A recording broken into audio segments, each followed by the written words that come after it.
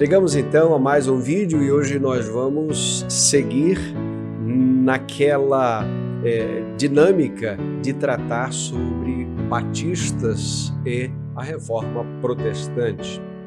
E hoje nós vamos falar de ninguém menos que Charles Haddon Spurgeon, esse conhecido como o príncipe dos pregadores. Foi um dos mais extraordinários pregadores, não só entre os batistas, mas entre todos os pregadores do seu tempo em diante. Ele nasce na Inglaterra em junho de 1834 e tem um contato muito robusto com as obras dos puritanos, inclusive com John Bunyan, no livro O Peregrino, que ele afirma ter lido tantas e tantas vezes. A conversão de Charles Spurgeon numa pequena capela metodista em uma grande nevasca, onde o homem apenas leu o texto de Isaías capítulo 45, versículo 22 e repetia constantemente: olhai para mim e sede salvos, vós todos os limites da terra.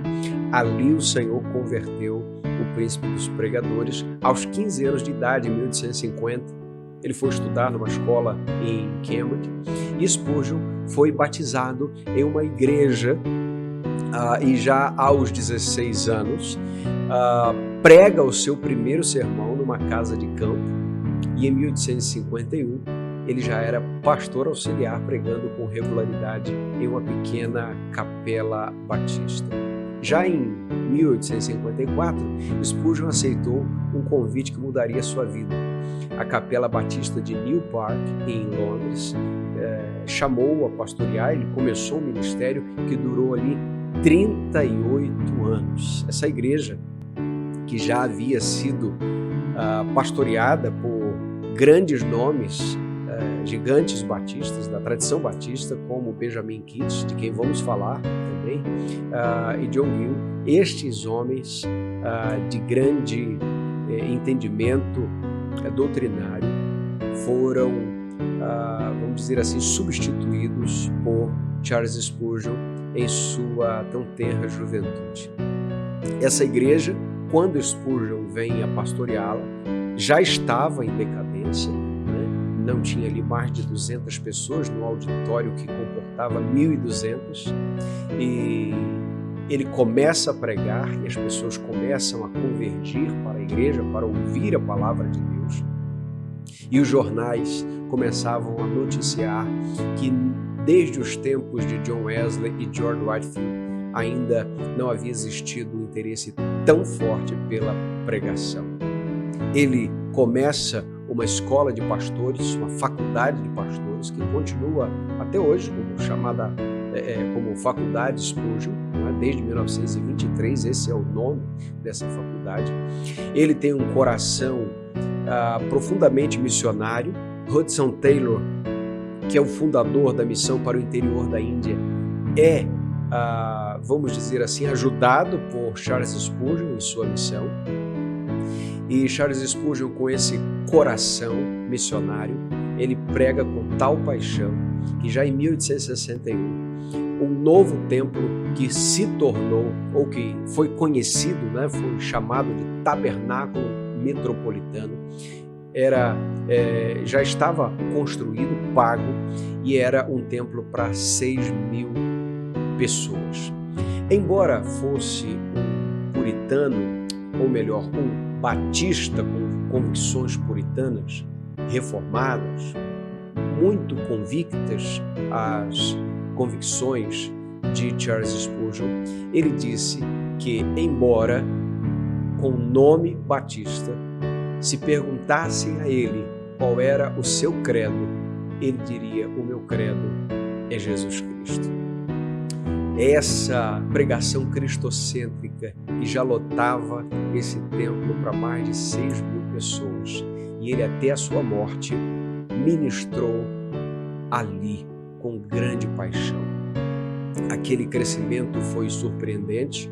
O hall de membros, que contava um pouco mais de 300 pessoas ali em 1854, chega a mais de 5.300 pessoas já em 1892. É no Tabernáculo Metropolitano ali, Batista, que a Faculdade dos Pastores era abrigada, né? E o coração missionário de Charles Spurgeon era tal que não só ele pregava, não só formava pastores, mas ele também cuidava de distribuir literatura cristã, chegando a distribuir em um ano cerca de 20 mil Bíblias em seu tempo. Em 1865, Spurgeon inaugura uma conferência anual, que é chamada a Conferência da Faculdade dos Pastores, né? E durante toda a sua vida, não só livros, mas também publicações de seus sermões eram abundantes. Durante a vida de Spurgeon foram publicados 2.500 sermões e estes chegaram ao total de mais de 3.000, quase 4.000, na verdade, quase 4.000 sermões. Alguém já estimou que em meados ali de 1899, os sermões de Charles Spurgeon, numa época que não tinha internet, já tinha chegado à marca de 100 milhões de exemplares publicados em 23 idiomas. É muita coisa. Ele prega o seu último sermão no Tabernáculo Metropolitano em 6 de junho de 1891.